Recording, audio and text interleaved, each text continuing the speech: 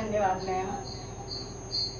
आदरणीय उपायुक्त महोदया सुश्री मीनाक्षी जैन मैम, सहायक आयुक्त महोदया श्रीमती सुकृति रेवानी मैम और हमारे विद्यालय के host principal Shri T P. Arya sir in absentia, vice principal ma'am Shrimati Asha Pant ma'am, समस्त प्राचार्यगण, मुख्याध्यापक महोदय एवं सारे प्राथमिक शिक्षकों को मेरा नमस्कार। खिलौना आधारित शिक्षा शास्त्र, खिलौना आधारित शिक्षा शास्त्र पर मैं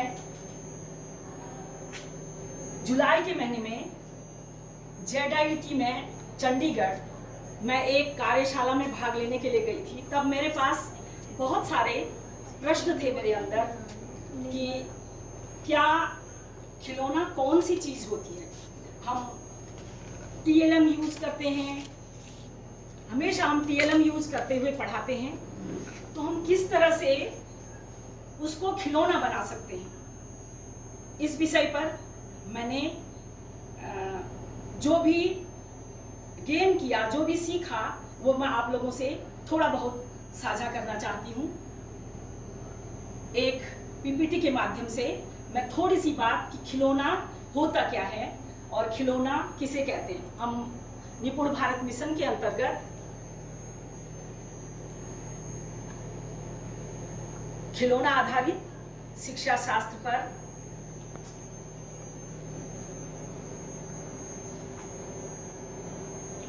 खिलौना क्यों नई शिक्षा नीति 2020 के अंतर्गत कक्षा का वातावरण अधिगम समग्र, रुचिकर एवं आनंददायी होना चाहिए, इसलिए हम खिलौना उपयोग करते हैं अपनी शिक्षण पेडागोजी में। बुनियादी तौर पर बच्चों के भाषाई कौशल के विकास में खिलौने महत्वपूर्ण भूमिका निभाते हैं।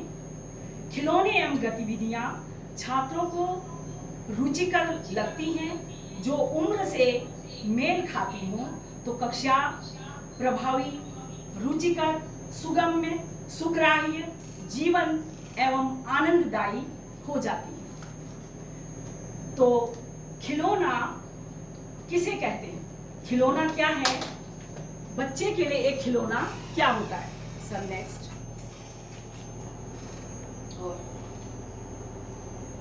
खिलौना कल्पना की उड़ान होता है। इसे मैंने थोड़ा सा कविता के माध्यम से बनाने का प्रयास किया है। खिलौना कल्पना की उड़ान होता है, खिलौना बच्चे की जान होता है, रचनात्मकता होती है खिलौनों का आधार, बड़ा रुचिकर होता है खिलौनों का संसार, DIY की कल्पना होती है साकार, बच्चे अपने हाथ से खुद करके सीखते हैं। साक्षरता एवं संख्यात्मकता को बल मिले अपार, जो हमारी नई शिक्षा नीति के अंतर्गत आधारभूत साक्षरता और संख्यात्मकता की बात कही गई है, उसको इस खिलौना आधारित शिक्षण शास्त्र से बल मिलता है। निपुण भारत मिशन का लक्ष्य और आधार, तो ये मेरी तरफ से खिलौने की एक परिभाषा थी। कोई भी शिक्षण अधिगम सामग्री जिसे बच्चा, अब सबसे बड़ा प्रश्न आता है कि खिलौना क्या है, कौन सी चीज खिलौना है और कौन सी चीज सिर्फ शिक्षण अधिगम सामग्री है। कोई भी शिक्षण अधिगम सामग्री जिसे बच्चा छू कर देखे, खुद करके अनुभव करे, वह खिलौना हो जाता है। वो पत्थर का टुकड़ा, पत्ता, कागज का टुकड़ा या कोई सी कविता की 2 पंक्तियां ही क्यों न हो, कोई भी चीज, क्लासरूम का कोई सा ऑब्जेक्ट हो या कोई सी भी चीज जिसे बच्चा छू कर देख रहा है, उसे अनुभव कर रहा है और उससे कुछ न कुछ सीख रहा है, तो वो खिलौना बन जाता है। कोई भी चीज जो बच्चे की संज्ञानात्मकता, सृजनात्मकता, रचनात्मकता एवं समस्या समाधान करने की क्षमता का विकास करती है, वो खिलौना कहलाती है। तो मैंने 3D त्रिआयामी खिलौना कैसे बनाएं, इस पर एक वीडियो तैयार किया है। मैं अपना ये वीडियो आप लोगों के समक्ष रखना चाहूंगी, तो देखिए।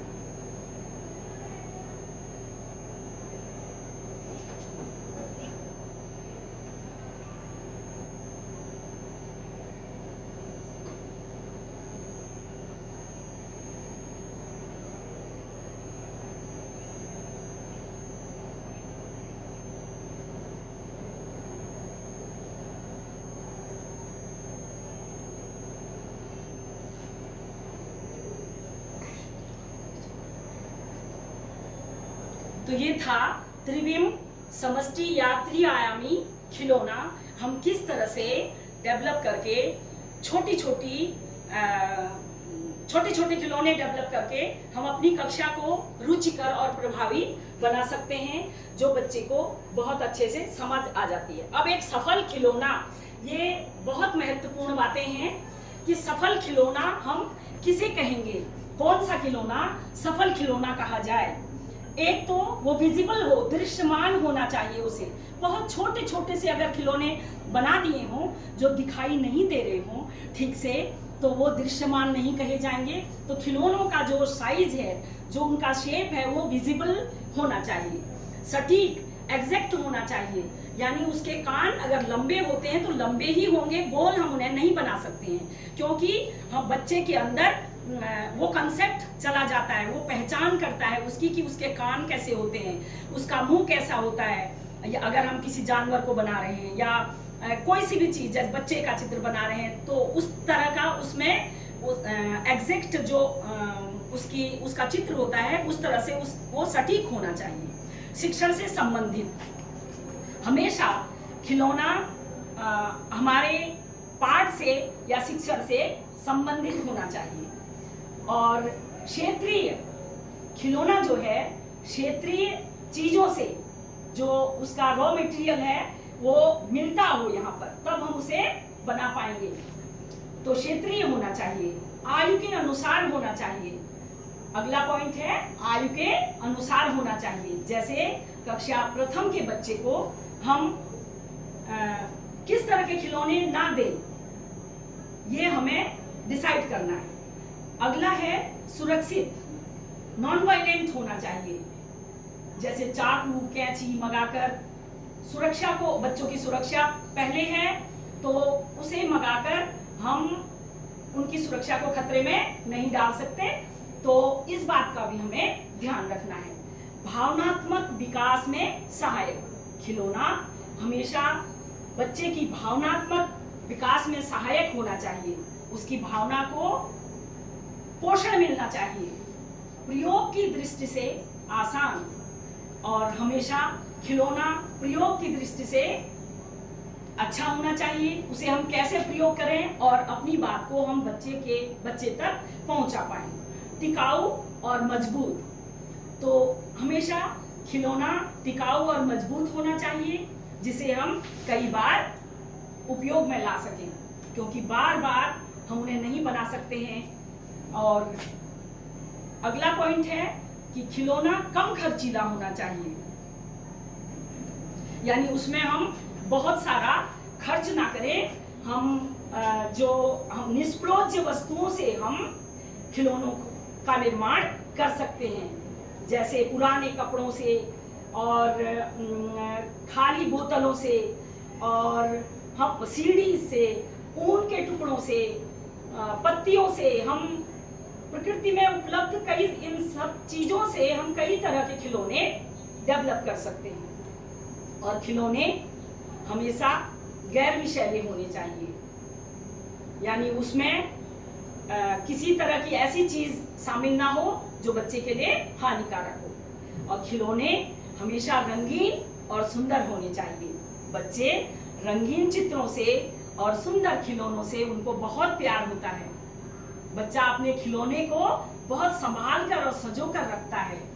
हम देखते हैं कि जिसमें खूब रंगीन चित्र होते हैं, बच्चे उन चीजों को बहुत अच्छी तरह से याद कर लेते हैं, जल्दी से देखते हैं, पलटा पलटा कर देखते हैं। और बड़े बड़े सुंदर चित्र, रंगीन चित्र बच्चे को बहुत प्रभावित करते हैं और उसकी मनस्थिति पर प्रभाव डालते हैं। और अगला जो पॉइंट है वो है रखने में आसान। हमारे खिलौने रखने में आसान होने चाहिए ताकि उनका रखरखाव ठीक से किया जा सके। बहुत बड़े बड़े हमने खिलौने बना दिए और फिर उनको रखने में बहुत ज़्यादा जगह घिर जाती है, और तो रखने में आसान हों, ये बात भी हमें ध्यान में रखनी चाहिए। अब मैं, समय सीमा निर्धारित है, विषय जो हम दूसरे सब्जेक्ट से उसको कैसे हमें जोड़ना है, विकासात्मक लक्ष्य सर, विकासात्मक लक्ष्य। हाँ, तो ये जो कुछ पॉइंट हैं वो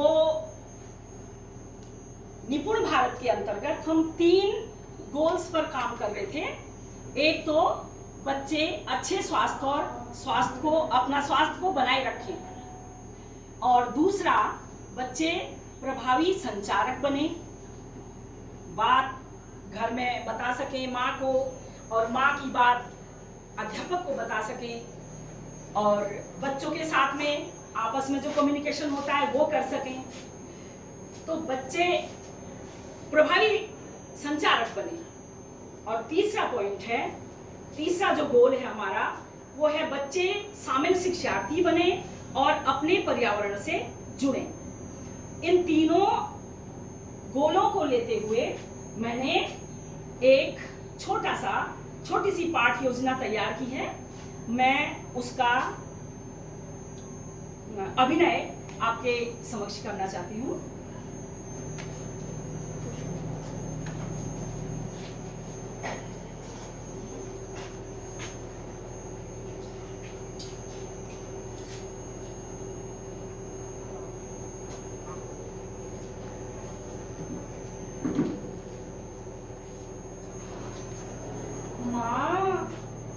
माँ, आज टिफिन में क्या दोगी? आज टिफिन में क्या दोगी माँ? बेटा बोलो क्या बनाऊं? राई, मेथी, पालक सब है घर में। नहीं माँ, मुझे ये सब्जियां बिल्कुल पसंद नहीं। नहीं माँ, मुझे ये सब्जियां बिल्कुल पसंद नहीं। बेटा, हरी सब्जियां शरीर के लिए बहुत फायदेमंद होती हैं। भोजन से तो शरीर को प्रोटीन, कैल्शियम, आयरन, कार्बोहाइड्रेट, वसा सभी मिलना चाहिए ना। तो फिर क्या करूं माँ, मुझे सब्जियां अच्छी नहीं लगती हैं। नहीं बेटा, तुम्हें सब्जियां खानी ही होंगी, तुम्हें सब्जियां खानी ही होंगी। देखो ऐसा नहीं करते हैं। हाँ माँ, ये तो है, वो मेरी मैडम है ना, वो भी रोज बच्चों का टिफिन चेक करती हैं, रोज बच्चों का टिफिन चेक करती हैं और ताजी ताजी सब्जियां लाने को कहती हैं। और मेरी दोस्त है ना गौरी, उसकी माँ भी रोज उसे टिफिन में सब्जियां और सलाद देती हैं। अच्छा, हाँ, तो तभी तो मैंने तुमसे कहा बेटा कि तुम्हें भी सब्जियां खानी हैं। सब्जी वाला,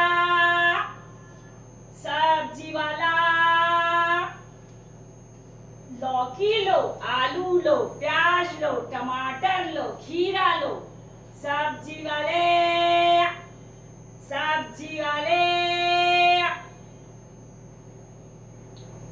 बेटा देखो, गली में कोई सब्जी वाला आया। बेटा देखो, गली में कोई सब्जी वाला आया। हाँ माँ, आया तो है। इसमें से जो भी सब्जी तुम्हें खानी हो बताओ, मैं आज वही बनाऊंगी। हाँ माँ, ठीक है। हाँ माँ, ठीक है, मैं आज बीन्स की सब्जी खाऊंगी। मैं आज बीन्स की सब्जी खाऊंगी। बीन्स ले लो माँ, मैं इसे खा लूंगी।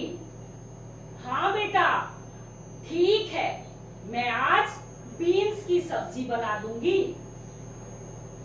हाँ माँ, आज मेरी मैडम भी मेरा टिफिन देखकर मुझे शाबाशी देगी।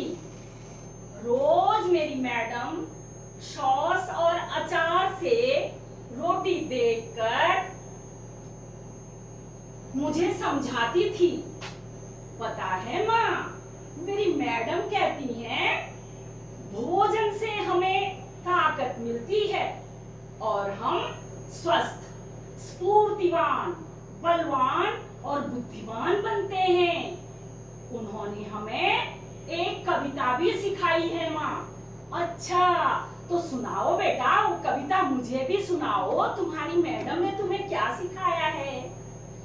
बच्चों दूध मलाई वाला पीना, बच्चों दूध मलाई वाला पीना, सभी गुणों वाला खाना खाना, सभी गुणों वाला खाना खाना, सब्जी फल और दालें खाना, ताजा ताजा खाना खाना, सब्जी फल और दालें खाना, सुबह अंकुरित अनाज खाना, सुबह अंकुरित अनाज खाना, मूली चुकंदर सलाद खाना, मूली चुकंदर सलाद खाना, ज्यादा ज्यादा पानी पीना, ज्यादा ज्यादा पानी पीना। और पता है माँ, मेरी मैडम कहती हैं, जैसा खाओ अन्न वैसा बनेगा तन और मन। वाह, बहुत खूब बेटा, बहुत खूब। तो तुम इसे आज से अपने ऊपर अप्लाई करोगी ना? हाँ हाँ माँ, हाँ, वाह, बहुत बढ़िया। अच्छा चलो बिटिया रानी, अब देर हो रही है, अब देर हो रही है, रसोई में चलकर कुछ भोजन भी बना लें। हाँ माँ, हाँ, आओ, चलो चलें, आओ चलो।